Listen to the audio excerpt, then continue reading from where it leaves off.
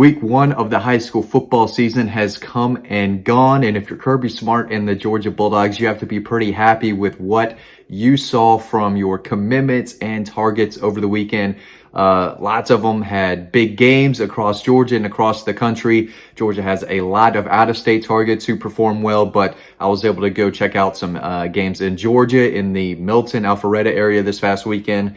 And, asked around, got some info, got some stats on some other top Georgia targets and commitments as well. So this video is me just breaking down who did what, who had a monster weekend, and what we can expect from them moving forward this season. And the first guy I want to talk about who probably had the best season opening performance of anyone on Georgia's commit list was C.J. Allen, 4-star linebacker, 6'1", 220 pounds. He ran through Wilcox County. I got the numbers here.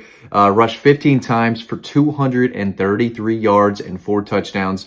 One of the best two-way players in the state of Georgia. Obviously, rushed for over 1,000 yards last year, as well as standing out at linebacker. And looks like they're running him wild again. So first game, he rushed for 233 yards, 4 touchdowns. Also had 8 tackles on the night. He is just tough, physical. He runs really well for a guy 220 pounds, and I think he is a top 10 player in the state of Georgia. And I think when the final rankings come out, he is going to continue to climb the 2023 rankings nationally. He is an excellent player, and I think Georgia fans are going to love that guy. So he's going to be playing 2 ways all year, and I expect him to have a giant senior season. A.J. Harris is another guy, 5-star defensive back, played against a tough Hewitt-Trustful team in Alabama. He obviously plays at Phoenix City.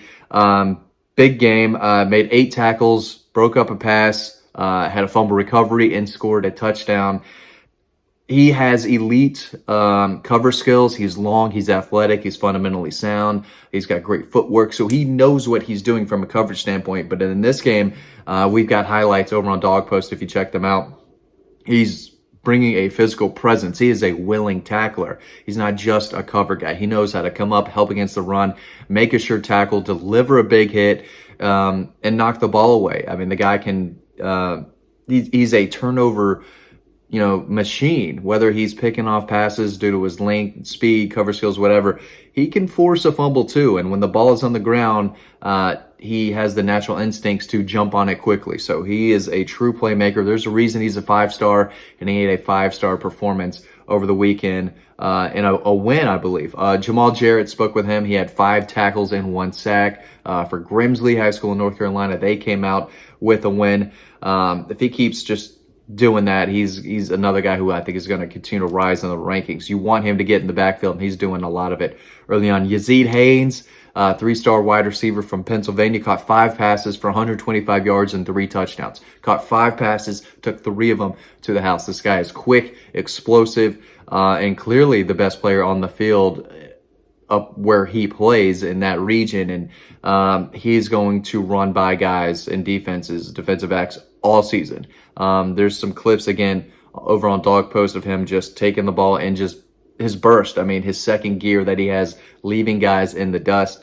He's going to make a lot of plays this senior season. So make sure you're up to date on Dog Post. I'm going to try to make one of these videos every week explaining, what these Georgia commits and targets did over the weekend. And there's a story that goes with it. So you can read all of this over on Dog Post.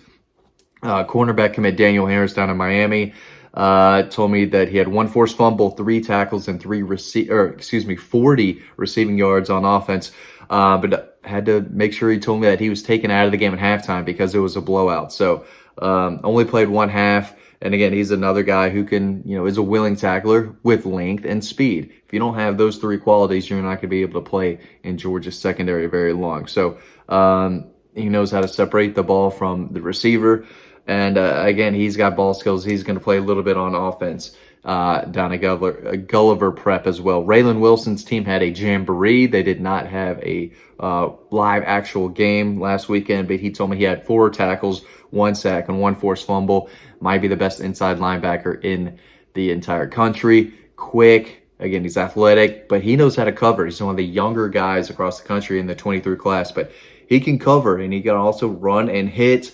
And he's got the frame where he can continue to add muscle and weight over time. But he is a really, really good looking prospect. UCLA running back commit Roderick Robinson, a guy who has told me in the past that, hey, Georgia's still keeping tabs on me. I still hear from Dale McGee, and I'd like to go to a game this fall if I can plan it.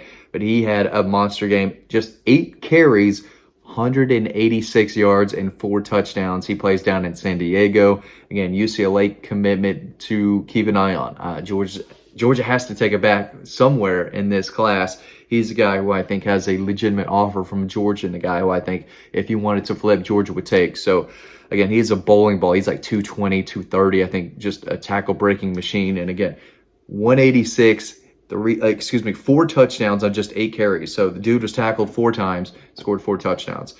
He's a guy to definitely keep an eye on. Got some other notes here. Now, I was at the Buford Thompson game at Milton High School. Got a look at Alabama commit Yazid Haynes, who was really good. KJ Bolden, a 5-star wide receiver, defensive back in the 2024 class, top 10 player in the country, is high on Georgia. He had a big touchdown reception and was pumped about that. He was telling the sidelines that on his Buford teammates, they can't guard me.